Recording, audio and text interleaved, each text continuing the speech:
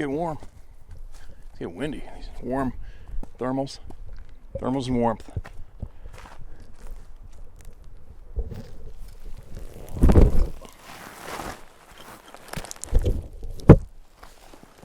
Well, hopefully the wind isn't too loud. Some grouse beating, drumming all around me. One is real close. Probably gonna stop now that I'm making noise. Where am I right now? I'm above Lillooet Lake, close to the top of it, and I am basically in a pass where there is so many sightings of these things going this way, right where I'm sitting, straight in line. It's ridiculous. And it's year round. I was talking to a guy, First Nations guy, who works for the community here, and he was telling me, I was wondering if they were here, if there's full-time sightings around the community here or not. He says, yep, it's all year. All year. Same guy that told me about them being down by the river, grabbing all the spawned out rotten salmon off the riverbank. And he'd seen them like 3 different times, right?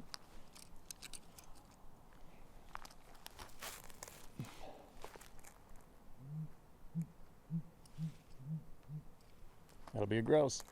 So what am I doing now? I just went up the Duffy Highway up to the lake, see what's going on, see if the grizzly bears have been coming down out of their hibernation holes, out of the slides, and sure enough, you can see a trackway in the slide across the lake, so I sent the camera over there and videotaped it. I'll put that videotape up on the Howtohunt channel. I won't know if I actually caught a grizzly bear laying in the sun in that slide or not until I get back, because it's too small on the screen to see, right? I actually don't like filming in the sun. It kind of sucks. Everything's too bright and there's shadows usually, and it's a bit of a pain in the butt. But anyways, even like now, it's really hard to see the screen of my phone. But here we go. Listen to this one. We finally got another one from a locomotive engineer, which I was asking for earlier, remember? Love hearing from those guys. Locomotive engineer wants to share what he and his co-workers have seen. Well, this is the right place, man. Let her rip. Hello, Steve. I want to thank you for a place where we can all share our strangeness. I'm 63, retired from the railroad in 2014 after working there for 36 years. 1.6 million miles. Oh my God, dude. That is a pile of traveling, and how many sites is that? Crazy. If you work with wood, you get a sliver in your hand every now and again. If you work with electricity, you get a shock every now and again. When you drive trains, you kill things, lots of things. Herds of antelope on the prairies in the winter, moose and elk in the provincial parks, deer, hundreds of them, and Mr. Macaroni's brother too. Birds of prey, and of course humans. We work at all hours of the day. We watch the farmers rotate the crops, and the children grow up at their school bus stops. When all the weather, storms, snow drifts the size of your house are the best. Rocks the size of a 20-foot container cause you to pucker up the ass muscle. The strangeness occurred at age 7.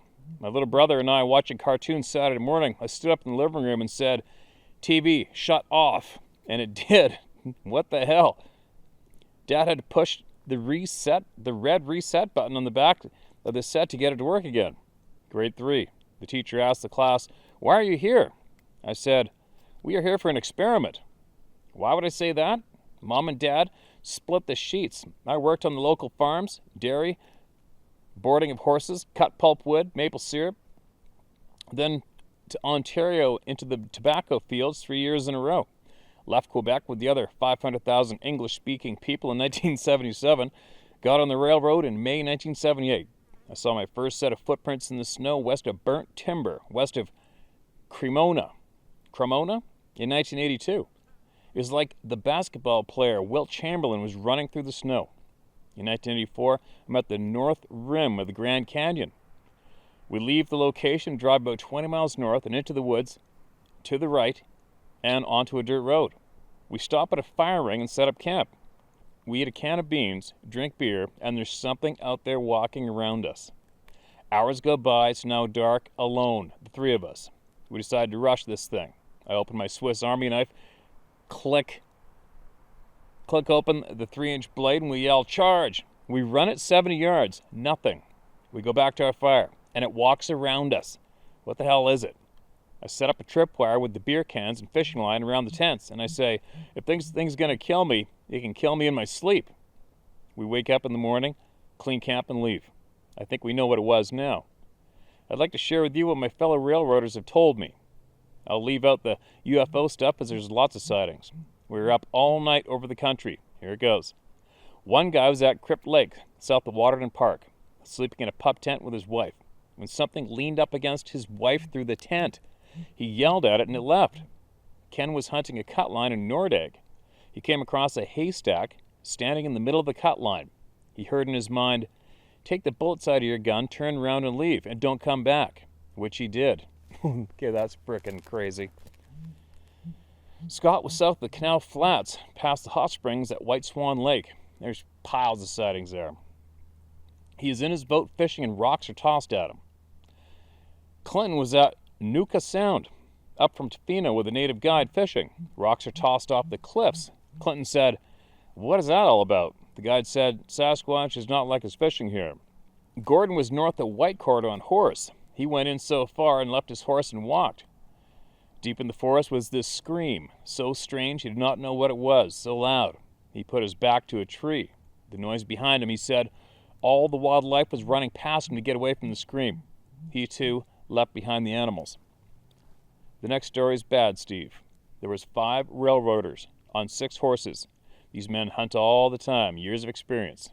They're south of Crow's Nest Pass, high in the mountains, 1984 perhaps. Old coal mine roads, take you up by the top of the world.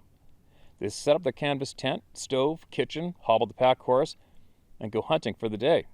Dusk, and the return. The camp is destroyed. Stove smashed, pots flat, beds ripped up, and the pack horse was in little pieces, blood everywhere. What does that? After listening to your reports, I think we know. That would be an absolute nightmare of a scene to experience that one. Randy and his family are on the horses in the Cypress Hills, wife and 2 boys. They head into a box canyon on a trail. Randy noticed a chair impression in the hills behind a bush. Then the trail is crossed with downed trees in a weird pattern. He is hit on his hand by a pine cone sideways. His horse is acting up. He asked the others how their horses are doing. They said that something is bugging them. I've seen footprints here twice and tree structures. Now back to my shit. In west of Bergen, Alberta, a friend has a quarter section on the edge of the forestry. 1996, 22:30 at night. I go out of my car to get my shaving kit, and this thing growls at me. So loud, so deep, so long. A full 12 seconds. Lungs the size of 45-gallon drums. The hair on my body stands up. What the hell is that? The dog, Ernie, a great white Pyrenees, was right by my side, and he was shaking.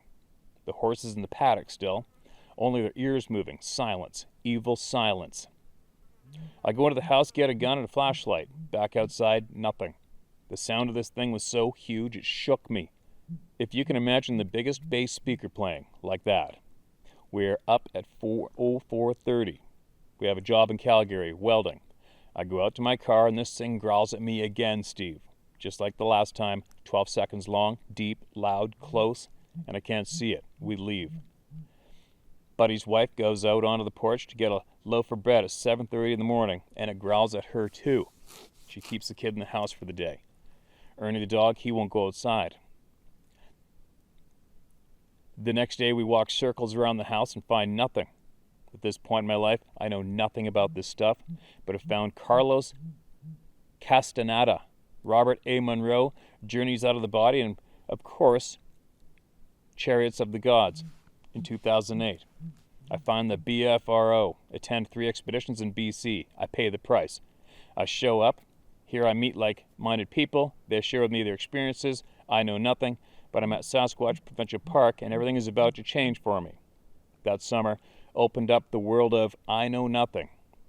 I got to see John Green at his house. He had Grover Kranz's collection, Gigantopithecus skull, cast from all over the place. But that weekend, I saw one. I shit you not. South of Sasquatch Provincial Park is a high-power transmission line and a natural gas line. They run east to west. To the east is Ruby Creek. 1930s or so is thereabouts as a Sasquatch picked up a keg of salted salmon in front of a woman and her kids, as the story goes. Well, I'm sitting with 2 others on a knoll looking across the clear cut under the power lines. And I decide to go off by myself to the south edge of the clear cut under a pine tree. Sun on my face, I hear footfalls. Huge, crashing, crushing steps down the mountain. Then they stop. I heard wood knocks, 4, then a pause, then 2.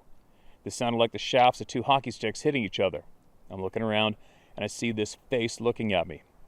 It galvanized steel blue. Its eyes are like 2 charcoal briquettes wide, and its nose is a 9 and a 45-degree angle, and is the size of a 5-gallon pail. No fear. I give it Ron Moorhead's samurai chatter, no reaction. I get my camera, power it up, and it will not focus on this thing.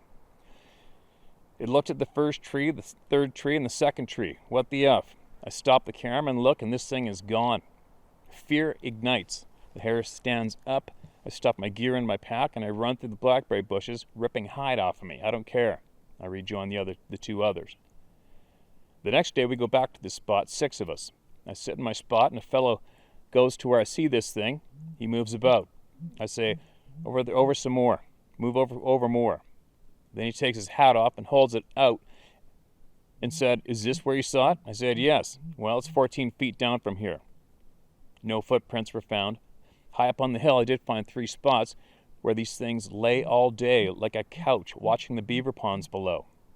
My next event was with Mr. Kennedy. Found more information from 30 others. Saw strangeness in the night, lights. Heard white noise from a tree. Stones tossed into camp that rolled up to the fire ring. Robert saw his 5th Bigfoot that night with a group of 3 others in a car. The next event, same year, 2008, west of Campbell River. A raven said hello to me. I shit you not. Hello. My interest is engaged. Puzzle pieces are coming together. I group up with an Albertan team. We go out and encounter different strangeness. Things that say, "Hey!" 3 different years, the same words, same place. Then one guy gets a picture of footprints in the snow. He tells no one. I'm looking around camp and see 7 trees bent over at 90 degrees. This is weird. They're the size of baseball bats and bent, not broken. We gather in the evening to head out 9 into the forest and see this tree beside the road. It's bent over too. I look, and on the back of the side of the tree, the grass is worn flat to the dirt. Whatever's been standing there has been there for a long time. A blind. I point this out to the team leader. He said, "Stay here, I'll get the others." I share what I found. He then said, I never told anybody where took the picture of the footprints, but they came from this tree. So this thing was watching the campground all summer or all year. We are its TV. We are the fishbowl. We use the spot for 5 years and things heat up. Growls, orbs, slaps on the outhouse, stones tossed, footprints. Then 3 guys walk into camp. Black boots, Canadian flag in green on their hats, and 5'10", each in their 50s. They say they're a film crew. Scouts, location hunting. Later that night, a guard walks into camp and said, "I'm here to count how many people are here." This never happened 4 years prior. Around 0030, a black helicopter shows up over camp. No lights, hovers there for a full 60 seconds. What the hell? Our events ended, and our group closed up shop.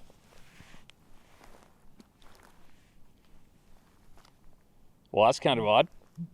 We found 4 close friends. We went north to Fino by boat, 35 miles, to a place called Claquent Wilderness Resort on the edge of Strathcona Park. There's an old gold mine. Well, the tree signs, it was like reading a newspaper. We walked out on our first day, and a wood knock off the road behind the bridge. Next night, we go tie our food from the bridge, wood knock. The next 2 go hang their food, wood knock. This is a guard for the bridge. The local saw a female and child eating from low tide. The husband was leading paying customers on horseback. The horse stopped. The heel into the side, still no go. Nostrils wide open and the horse exhaling with force. He said, "There's something wrong. We won't go this way." "Steve, there are lots of bears at this spot, and the horse knows bears." You know what? Horses don't give a shit about bears. Trust me. I've been 10 feet from grizzly bears on my horse, and the horse doesn't really give a crap. I think we know what was there. Now we see through entities. You read an encounter on your channel where a fellow saw cloaked entities chasing bull elk on the other side of a valley. David Plitus, his boom hunted, Jan Maccabee David Plitus, his boom, must be his movie Hunt the Hunted. Jan Maccabee, she saw one go from tree to tree. I was in Idaho on my way to St. Regis, Montana. Across a creek in a swamp, this see-through heat on a road thing was following us. It was like a small sail in a small boat. 2 points leading to a single point trailing. What the hell are you? I see this thing for 300 yards. The next day I see it again at the back of the clear cut, 300 yards back. 2 years go by. I'm at Red Rock Coulee, south of Seven Parsons, Alberta. We have a drone up. In the screen I see this see-through image. I look into the coulee bottom and I see it. Our friends are walking around the large round boulders and there is this thing is close to them. They said they heard a crackling noise like aluminum foil or electric discharge. Then it forms the shape of a large teardrop and goes straight up into the sky. We land the drone in the box of the pickup truck. I look to the south. And on the other side of the barbed wire fence is this see-through shimmer thing. Steve, it's 20 feet away from me, 3 feet off the ground, 3 feet tall, 5 feet long, and it's right there. Heat on the road, looking. No fear. I said, "What are you?" It floats away to the west. Crazy, eh? Well, it's not over. The sun is set. I have a friend beside me, Bridget. I shine my laser pointed into the coulee. Great distance, these things. As I run the spot of light across the hill 200 yards away, a light comes on the side of the hill. If you turned on the backlight on the fender of your tractor, it was just like that. What the hell was that? I asked Bridget. What do you see? I saw a light come on. I passed the laser pointer back and forth, but nothing. This is very long. Time to end. Shadow beings, saw one. Stuff in the sky ongoing. I want to thank those who have shared as it helps with my puzzle. In the search for truth, Brian Kenworthy, locomotive engineer, retired. Holy shit. Brian, that was quite the handful of experiences. I can only imagine possibly how many different puzzles you actually have on the go. And how many puzzles shy of completing you might be on one of them. Wow. That is a pile of stuff, man. But it goes to show, the more you intently look into these things, the more seems to happen to you, right? I think that's probably why I don't look into it intentionally. Like I put myself solo nonstop where all the shit goes on all the time, but I'm not looking. I'm not even curious. I'm not real. I can't say I'm that curious, to be honest. I'm more about hearing everybody speak openly in a safe place and be treated with respect. Obviously, that's what I'm about right now. And gaining puzzle pieces from everybody. That's where you're going to get the information. You get all the information from all the people. You're not going to get it from anywhere else, right? That's where you get the information from. What a handful. What a pile of things to witness. Unbelievable.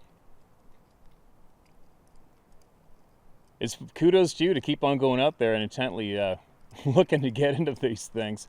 I'll tell you what, sometimes, especially if you're familiar with what Dave reports on, sometimes you got to wonder how many times you tempt your fate, right? I mean, I'll admit it, I do it all the time, but this is what I do and there's no way out of it.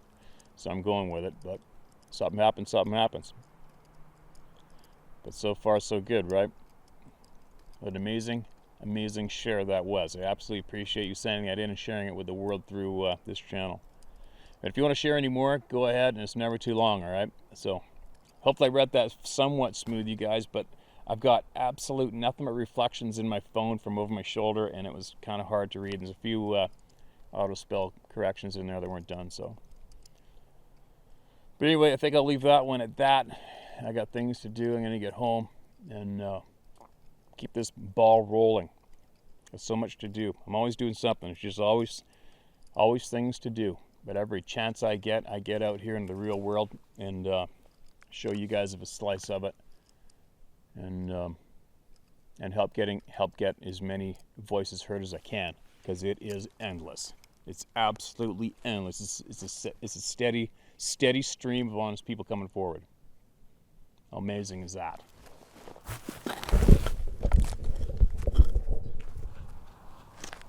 Okay, hopefully I got enough juice in this thing for one more. I'm gonna try it. It's looking slim though. Hello, Steve. Just want to say how much I admire and appreciate what you're doing. You're a fearless crusader, and I think you're doing a great job. Please persist as long as you're able, brother. Thanks for your encouraging words, man. I'm on it. You're with me.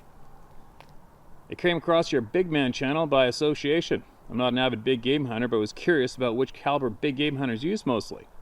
While comparing the ballistics of a 308, 300 Win Mag, 6.5 millimeter Creedmoor and such rounds. Although I've only hunted birds as an adult, I'm interested in and enjoy furthering my education of firearms. That's when I found Howtohunt and the apps and videos. You have created an excellent thing here, not to mention the incredible backdrops, so thank you for doing it. One day I need to come get one of those big moose. I was pleasantly surprised when I saw the videos you made directly addressing the situation with the big man and his people. Just let me say this. Yes, we are being lied to. And not just about this, but about most everything. The powers that be, the ones who want total global control, are doing everything to suppress the people and keep them under their thumb. First, by using the internet and social media to control freedom and such, limit freedom of opinion, and then to suppress the natural spread of ideas. Second, by manipulating information to sell the lies through all the useful idiots in the mainstream media. And thirdly, by using the education system to create morons who are simple blind followers, not to mention their control of government stooges. There's clearly an agenda at work, obvious for those of us who can see it. Well, sadly, it seems to be working. They're turning the world into ignorant sheep to use as they please. But I am not one of them, and I'm fairly convinced that you aren't either. I've never disbelieved. I've always had a curious and open mind, although, like anyone who knows me will tell you, it is also an extremely skeptical and highly analytical mind. I'm also a lot like you in that I don't know anything until I know it for myself through my own experience, which I actively seek, and I'm not satisfied until I learn it for myself, usually the old-fashioned way. Yep, I've ran into the brick wall hundreds of times myself until I figured shit out on my own. That said, I want to share my experiences, not because I've repressed or hidden them. I know what I know. I'm doing this because the vast majority of people I know can't even talk about it openly and honestly. So I simply don't have anyone else to talk to. And I hope that by others hearing what I have to say, it'll help them deal with this denying, ridiculing, condescending attitude from others, which, believe me, I've experienced my whole life. I get reactions ranging from anger from those who can't even accept the idea that maybe man is not the biblically superior being on earth, to those who say, I thought that was proven to be a hoax, or I thought that was in California. Obviously showing their ignorance, but most people just look at me like I've lost my mind. Of course I care less what they think. I don't need their approval in my life.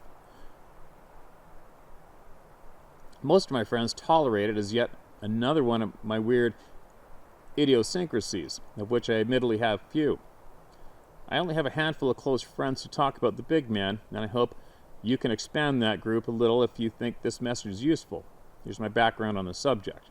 When I was a teenager, I lived on a property that bordered the river bottom of the Satilla River in South Georgia, and I spent a huge amount of my time exploring that on foot and on my bicycle and motorcycle.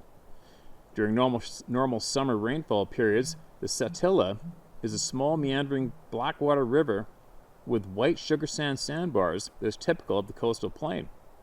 Full of fish, but also snapping turtles, water moccasins, and gators, so you have to be careful where you walked. The river bottom was about 2 miles wide, could be completely flooded a few feet deep with heavy rains during the winter. While down in there by myself, there were times when I definitely felt I was being watched. You know what I mean. The hair stands up in your neck and you get a chill down your spine. I was usually out there during the weekdays in the summer when everyone older was at work, but I was still wary of bad guys hanging around. For example, once after the floodwaters had receded and I was exploring the bottom, I shot off my motorcycle and instantly felt like I was being stared at. I froze in place. I slowly looked around. Imagine my relief when I saw about a dozen owls gathered around a large puddle eating dead fish. Owls? Scavenging dead fish. Crazy. But of course, they were all staring right at me. I was completely creeped out. I hadn't seen them when I came up. They were off in the woods to my left about 25 yards. But I interrupted their lunch, and they were staring holes right through me like only owls can. Well, that's just a preliminary example of the sixth sense of being watched, where I clearly saw the perpetrators. Well, that's just a preliminary example of the sixth sense of being watched, where I clearly saw the perpetrators. There were numerous other times where I either saw nothing or I saw a dark, shadowy figure moving in the brush, usually silently. We had black bears, but they were very rare and sort of migratory, and you hardly ever saw one. But if you did, they weren't silent. You knew they were there. Needless to say, I was usually terrified of these beings at first, but I grew to accept that there was something there that probably didn't want to hurt me, and hopefully I could get away on my motorcycle, right? However, in one experience, I knew I was being watched, and I was thinking, what will I do if it's a bear? Just then, with that question in mind, I thought I knew the direction. I looked that way and yelled, "Hey, what are you doing?" Well, there was suddenly a very loud bark, and something black and hairy started shaking saplings and breaking limbs and moving towards me. I got the hell out of there. I couldn't see it clearly and didn't stick around to. But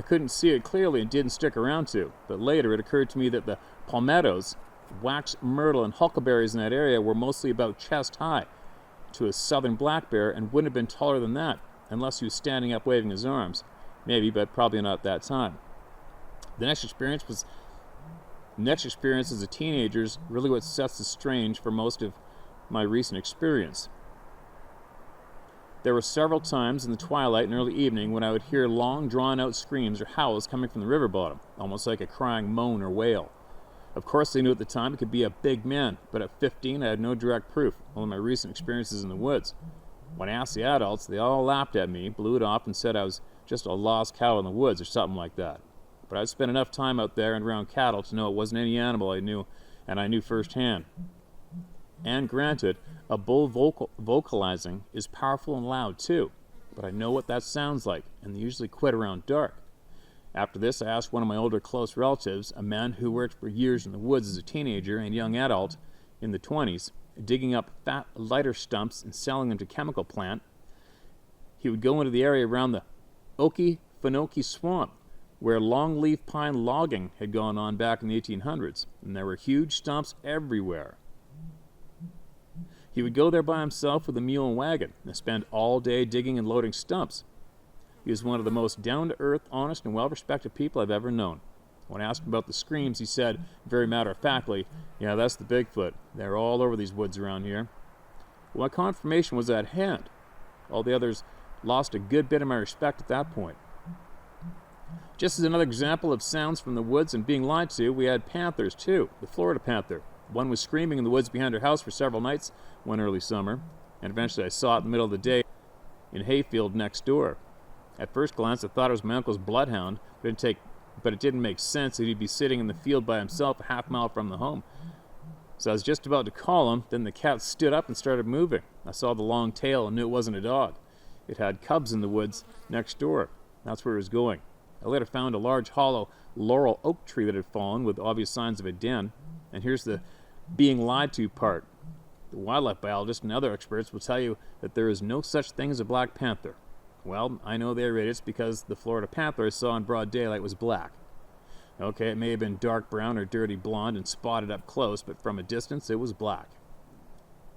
More recent experience and knowledge can be summed up as this. I know they're everywhere, all around us, watching, and I'm convinced this is to keep tabs on us. So I try a little bit to keep tabs on them too. I think they're extremely wary of us, know we have guns, and have watched us kill everything, including our own kind. But still, they're also curious as to the way we live, and as a result, they're just out of sight watching. Their knowledge and ability in the woods is unsurpassed. We can't touch it. Due to this, we usually don't see them. We normally can't see them, even if we try. By the way, a note to the trail cam idiots, a sophisticated predator that has highly developed night vision can see the infrared light emitted by your trail cam. You morons, so quit it, okay? Even though we didn't normally see them, there are the odd chance encounters like the one you had against the evening sky, and the one planned and baited encounter of the Patty film. As a result of this situation, and because of my experience as a kid, I simply like to just go outside and listen for them at night. That way I can know if they are there. And I can say just about everywhere I've been, other than in the middle of the big cities where you can't hear anything, I've heard the screams. A few years ago, I went to eastern Oklahoma, Ouachita Mountains. to visit one of the ape researchers who was doing his very limited best to videotape them and prove they were an undiscovered North American ape. He absolutely hated and denied the DNA results that Mr. Plaitis and Dr. Ketchum had produced. Well, anyway, he had been leaving an audio recorder out and had gotten a lot of really good screaming and such, and I was intrigued by that. During the visit, I had the experience of hearing rock clacking down toward a creek near the camp in the middle of the day, like two big rocks being knocked together repeatedly. Not a natural occurring sound, and there were not really any other people around either. One of the other guys in our group said that it was the big guys using rocks to break clams from the creek bed. He later showed me some broken clamshells on top of the big rock. It was obvious that's what I heard. Pretty amazing, I thought. Evidence of how they sustain themselves, and it's just like us. Now what I do these days to keep tabs on them is put out a high-quality stereo microphone, sometimes with a parabolic dish to focus on an area, with a digital recorder at maximum resolution. I can get about 7 hours a night with the SD card, and that's enough to deal with. I use a spectroscope program to see the recording, so it's easier to go through. I had gotten away from the listening for a few years as I lived in the big city. We were busy building a house, and I was making the transition to retirement, but I had a very recent experience that kicked it off again. Our new house is in a rural area just beyond the suburban areas, about 50 miles south of Atlanta, Georgia. Unfortunately, the area is becoming more populated every day, but we still have a lot of fields around, mostly for cattle and hay. And there are extensive creek beds and such all between these. I just assumed the big mound was all around, but I hadn't really paid attention. My house is in a subdivision with 1 to 2 acre lots, and the farm pond and the associated creek is on the western side of the development. Recently, I was outside with my dog for his last pee of the evening when I heard crazy loud screaming from the direction of the creek. In that direction, there's another little farm pond on the creek and a small cabin where the local kids will party, and immediately thought that was what was going on. You know, like when someone's having a Super Bowl party outside and everyone screams at once for the touchdown. But it was mid-January, not quite Super Bowl, and a little cold for the outside party. Then the coyotes started yelping and cackling with their cackling yelps, and that's when I knew who it was. I ran to that side of the house to get a more clear listen, but it had died out by the time I got there. That prompted me to dig out my recording equipment, and over the next couple of weeks I worked on finding the best place for it. All the sound of people and houses can drown out a recording, but on this first few nights with the dish on my front porch pointed toward the creek, I got distant screams, and they were clearly moving around the area. On about the third or fourth night, they were back close by. That's the audio I have attached. It's clear that the big guys and girls start the party, and that prompts the coyotes to finish it off. I've gotten this signature screaming party over and over, all around. It's a moving party. The other thing I have discovered is that there seems to be at least one individual that stays around close to this area. I've begun to recognize his voice, or signature howl, in several of the recordings. He sort of has a little grunting bark before the howl, like he's kicking it up. I was hearing a lot of tree breaks and knocks and such, and loud bangs against the sheet metal that sounded like rocks being thrown at the structures, so I was focusing on trying to pick up the perpetrator. Well, I think I got his attention because there was one episode where there was a very close set of screams, and it sounds like he is frustrated by the presence of my equipment. The stuff was on my front porch, but there are no chairs or anything else there yet, so the 22-inch parabolic microphone on the tripod probably got his attention, since it was different. I included that clip as well. I've pretty much been able to record them somewhere around here every time I put the microphone out, just in my backyard. It is clear that they move around in an area of a few square miles, judging by the apparent distance to the howls, and it's clear that they are pretty good mimicking of dogs, owls, roosters, and cows too. I record those in the middle of the night that are just a little off from normal, maybe more powerful, different audio spectrum or range, and not as consistently matching the real thing. I know this has been a long message, so please forgive me for that. And as usual, I have a lot to say. If you don't read it for the others, I'll understand. But if you do choose to share it, thank you very much for your time. You're free to share this audio however you see fit. I hope to get out there someday to see you and go on a moose hunt or something, or at least go fishing. And again, many, many thanks for what you're doing. Keep it up. Take care. Brad in Georgia. All right, Brad, that was a long one. Right when I was like, hoping to God my batteries weren't going to die. I didn't know it was that loud, but it looks like we made it. I was reading kind of panicky there and thinking, oh no, this is a long one. It's going to shut off, but I think I made it. So that was a good thing. And you've obviously witnessed a lot of stuff. I'll attach those audio. I haven't even listened to the audio recordings myself. My phone won't open them up in the email, so I have to go to a different computer, crack open that, find that email, crack it open, save the recordings, transfer it over to a memory card, and then take it to the big computer, which is never attached to the internet, and edit it up into this video. So I will do that as soon as I can. But in the meantime, I got to get out of here. Thank you so much for sending that in, and be sure to share more. All of you, everybody just keep sharing here, man.